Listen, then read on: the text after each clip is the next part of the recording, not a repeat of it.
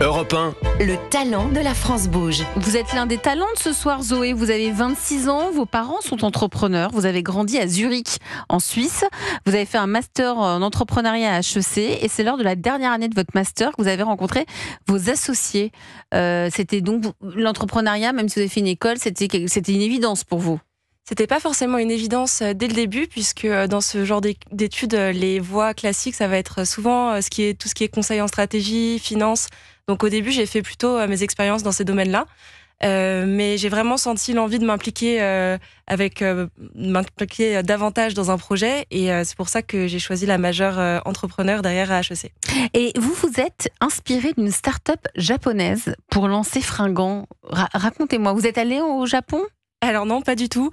C'est vrai que cette histoire date d'il y a très longtemps, d'une dizaine d'années même. C'est une entreprise qui s'appelle ZozoSuit, qui envoyait des justes au corps chez les gens pour leur permettre de se mesurer et derrière de leur envoyer les bonnes tailles de vêtements. C'est-à-dire qu'ils mettaient des points sur le juste corps. Exactement. C'est génial. Et aujourd'hui, en rendez-vous client, j'ai encore quelques personnes qui sont dans la mode depuis longtemps qui me montrent leurs photos avec le ZozoSuit. Donc c'est assez drôle à voir. Ouais. Mais donc ça n'a pas été un franc succès à ce moment-là, mais depuis la technologie a bien progressé et le sujet des tailles est resté très important pour les marques de mode, forcément, notamment avec le digital qui progresse. Donc voilà, c'est là que l'idée, en tout cas, et pour la première fois, m'est venue en tête. Et depuis, ça a bien progressé. Ça a bien progressé puisque vous avez créé, c'était en août 2022, Fringant, comme la fringue, Fringant, avec vos associés. Vous allez nous raconter ce que c'est, vous allez pitcher, puis on reviendra dans le détail. Vous êtes prête ? Avec plaisir. C'est à vous, Zoé, on vous écoute. Alors Fringant, c'est une solution de recommandation de taille et de coupe de vêtements pour les marques de mode qui aident leurs consommateurs à choisir la bonne taille à chaque fois. Donc concrètement, comment ça marche ? Eh bien, si vous voulez acheter une nouvelle robe, par exemple chez Kiabi, vous allez retrouver notre bouton Trouver ma taille directement sur la page produit. Lorsque le client va cliquer dessus, sa caméra de smartphone va s'allumer, il va se placer dans le cadre et on va scanner sa morphologie. Plus précisément, c'est une intelligence artificielle qui va calculer ses mensurations. Et derrière, ces mensurations vont être mises en relation avec les dimensions précises de chaque vêtement chez la marque, donc en l'occurrence ici de la robe, pour avoir un conseil vraiment personnalisé à la fois sur la taille, mais aussi sur les coupes qu'il peut apporter à ce vêtement. Par exemple, s'il la veut plus oversize, il va choisir la taille du dessus. Et donc l'idée avec Fringant, c'est d'apporter une grande valeur ajoutée aux marques, notamment en diminuant les taux de retour, mais aussi en renforçant la confiance client et en les fidélisant dans le temps. Merci. Moins d'1 minute. Merci pour votre pitch. Je trouve ça très clair. C'est hyper intelligent parce que moi, je sais que souvent, je ne connais pas ma taille et donc qu'est-ce que je fais ? Je prends 3 jeans de 3 tailles différentes et je les renvoie ensuite. Et donc, problème. Et parfois, dans les 3 tailles, ça ne correspond pas. Parfois, on oublie de les renvoyer. Parfois, c'est compliqué. Ouais, parfois, ouais. Voilà, il y a toujours des problèmes. Vous, au moins, vous voulez que l'expérience avec votre partenaire soit efficace du premier coup. Exactement. C'est ça, Zoé. Le bon vêtement à chaque fois. Vous en pensez quoi, Wardal Chikri ? Vous êtes la patronne de Kiabi France. Quel regard portez-vous ? Franchement, vous pouvez le dire. Vous rêvez de la rencontrer. Exactement. C'est vrai qu'il faut le dire. Il ne faut pas faire les timides, là. C'est ce que j'ai mentionné. Effectivement, on est vraiment à la recherche de rencontres avec les enseignes emblématiques en France. Et donc, voilà, c'est avec plaisir pour avoir vos retours. Warda, c'est une super idée, parce qu'effectivement, l'irritant principal de nos clients, c'est le fitting, c'est la taille. C'est de connaître sa morphologie et commander la bonne taille. Effectivement, en taux de retour, le premier motif, c'est un problème de taille. Donc, j'ai trouvé ça très clair. Et je pense qu'on va se parler, même après l'émission. Ah, donc déjà, vous êtes conquise. Faut être efficace, en tout cas, j'ai été conquise.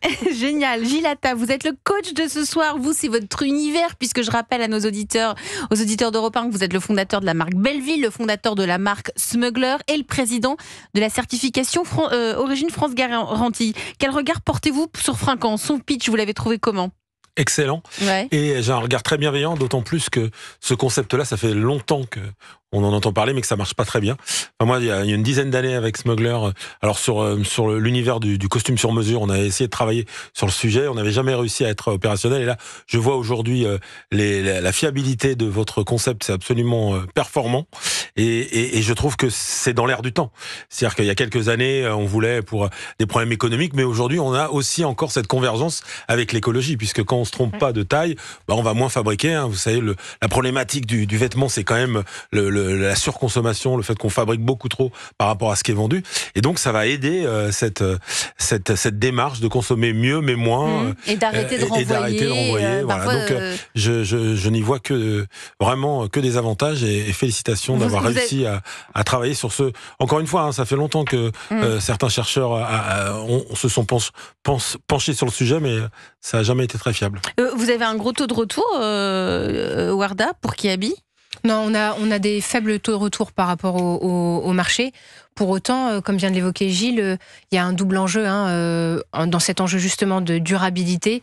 Le fait de renvoyer des articles d'un point de vue transport, c'est pas top. Et puis la juste production, c'est un sujet majeur pour toutes les enseignes de prêt-à-porter. Aujourd'hui, on se sert beaucoup de la data pour mieux produire la bonne quantité. Et effectivement, si on a une visibilité sur le fitting de nos clients, ça ne pourra que faciliter justement cette action-là. Donc c'est de la recommandation de taille personnalisée. On fait un scan corporel depuis l'appareil photo de mon téléphone ou de mon ordinateur. Et à ce moment-là, en fonction de la marque, vous allez me conseiller si je fais plus un small, enfin un 38, un 36 ou un 40 chez Kiabi par exemple. C'est exactement ça, mais on va dans un niveau de détail encore supérieur puisqu'on fait vraiment du produit par produit. Donc c'est pas seulement la taille, votre taille chez Kiabi, c'est votre taille pour cette robe de chez Kiabi. Parce qu'on sait parfois qu'il peut y avoir une certaine variabilité et c'est ce qui cause beaucoup de taux de retour, c'est la divergence de taillant entre les marques, mais même au sein d'une même marque entre les produits. Et donc notre but c'est vraiment d'aller au centimètre près, à la personne près, au produit près. C'est ultra personnalisé. Voilà. Vous avez beaucoup de clients ? Alors aujourd'hui, 2 ans après le lancement ? C'est ça, on a fait 1 an et demi de R&D, donc notre produit est live et stable sur le marché depuis juin 2023. Ah oui, c'est et récent. on a depuis 9 clients déjà. Donc, des grandes entreprises ou des... C'est ça, parmi ces marques clientes, vous allez retrouver notamment La Fée Marabouté, Des Petits Hauts, Grain de Malice. Donc voilà, pas mal des marques assez connues de vêtements. Donc vous, votre client, c'est l'enseigne. Exactement, c'est l'enseigne pour ses clients à elle. Si vous êtes parmi nous ce soir, Zoé Tournant, cofondatrice de Fringant, c'est aussi parce que vous avez des besoins, vous avez des difficultés et vous savez que la France bouge, c'est une main tendue vers un entrepreneur qui se lance. Justement, on va découvrir les conseils de Gilles Attaf. Europe 1. Le réseau La France bouge. Bon, ça va, c'est plus facile pour Gilles, on lui a déjà trouvé un client. Ouais. Alors non, il y a une dimension que j'aime beaucoup et je pense qu'il faut accentuer cette dimension, c'est qu'il y a une dimension un peu, je dirais, de stylisme un petit peu, puisque le fait de proposer par rapport aux conformations de chacun des produits différents, des vêtements différents, je pense que c'est un univers qu'il faut explorer. C'est-à-dire que en fait, il y a beaucoup de technologie derrière votre projet et c'est formidable parce que je pense que on a besoin de technologie et l'IA bien sûr va participer à ça, mais je pense qu'il y a vraiment cette dimension stylistique qui me semble intéressant parce que il faut aussi avoir ces conseils avec le consommateur, de lui expliquer même si on aime si on aime certains vêtements, ça va pas obligatoirement avec sa conformation, et là du coup ça peut donner des éléments assez intéressants. Donc je pense qu'il y a une dimension artistique où il faut peut-être trouver qui habillent pourquoi pas, mais peut-être d'autres avec. Il y a des tailles qui sont plus difficiles à trouver que d'autres, c'est plus sur un pantalon, une jupe, Aujourd'hui, on a un bon niveau de précision sur toute catégorie de vêtements. Mais quel est le vêtement le plus compliqué à... Alors pour nous, ce qui va être le plus technique, on va dire, c'est par exemple une combinaison, parce que vous avez à la fois le haut, le bas. Et le bas, ouais. Voilà, il y a beaucoup de mensurations qui rentrent en jeu, donc forcément un t-shirt sera plus simple. Vous travaillez avec quel type de métier alors ? C'est que des ingénieurs ? Vous êtes 11, je crois, dans l'entreprise ? Exactement, composé essentiellement de profils ingénieurs actuellement, c'est sûr. Et on travaille aussi avec l'Institut français du textile et de l'habillement, qui est notre partenaire donc sur la partie recommandation, pour prendre en compte même l'impact de la matière sur la recommandation d'une taille. Donc on va vraiment loin. Et en partenariat avec eux, on est aussi en contact avec des modélistes, donc vraiment dont le métier est de concevoir des vêtements pour comprendre la meilleure façon de prendre en compte les dimensions pour faire nos recommandations. Tiens d'ailleurs, Benjamin, je vous parlais de vêtements. Je crois que vous êtes venu ce soir avec la couleur qui sera tendance au printemps. Moi, ça me plaît, ça. Oui, oubliez, Elisabeth, le rose Barbie, je sais que vous en portez, qui était très tendance l'an dernier grâce à la sortie du film. Là, vous êtes en noir ce soir. Alors, léopard en dessous, quand même.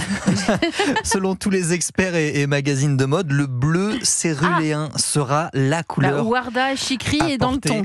Elle est presque dans le ton. Elle a plutôt un Merci, Warda. Europe 1. Alors, très corporel, merci beaucoup. On en aura partout, dans tous les rayons, aussi bien rayons femmes que chez ces messieurs. Alors vous allez me dire, ça ressemble à quoi ce bleu? Eh bien c'est la couleur du pull que porte l'actrice Anna Thaoué dans le film Le Diable s'habille ils sont allés en Prada. jusque-là, Ils sont allés jusque-là. Écoutez un petit extrait. Ah oui. Ce que vous ignorez, c'est que ce pull n'est pas simplement bleu. Il n'est pas turquoise, il n'est pas lapis. En fait, il est bleu céruléen. Ensuite, le bleu céruléen est vite apparu dans les collections de 8 différents stylistes. Et puis, la tendance a influencé la plupart des grands magasins. Et puis, c'est répandu dans les boutiques bon marché. Bref, ce bleu céruléen représente des millions de dollars et un nombre incalculable d'emplois. Bon, voilà, est-ce qu'on aura du bleu céruléen chez Kiabi? Sûrement. Sûrement, nous dit Warda Chikri, directrice générale de Kiabi. Zoé Tournant, vous êtes la cofondatrice de cette belle start-up Fringant. Parmi vos besoins, vous avez besoin de fonds pour développer la partie commerciale. Vous avez besoin de combien? Alors aujourd'hui, on est en train effectivement de lever des fonds. On se situe au-delà du million d'euros, donc voilà. Gilles, elle fait comment? Elle a beaucoup de chance parce qu'aujourd'hui dans la mode c'est très compliqué de lever des fonds, mais par contre dans la technologie c'est beaucoup plus simple.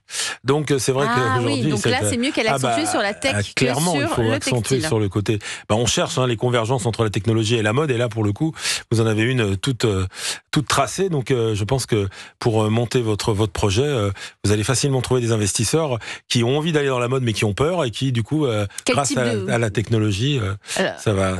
Donc ça quoi, risque de des fonctionner. spécialistes en intelligence artificielle, en traitement, qu'est-ce que vous pouvez lui conseiller? Oui, tout à fait, des spécialistes en intelligence artificielle. Ça, je pense que vous avez déjà beaucoup de contacts, et ça, c'est intéressant. Mais je pense qu'il y a aussi un univers important sur la levée de fonds, c'est d'aller vers les spécialistes de la mode durable, puisque le fait est qu'aujourd'hui, vous allez participer au changement. Au changement de cette économie de la mode, évidemment, l'économie du textile. doit changer. La mode, c'est terrible. On en parlait tout à l'heure.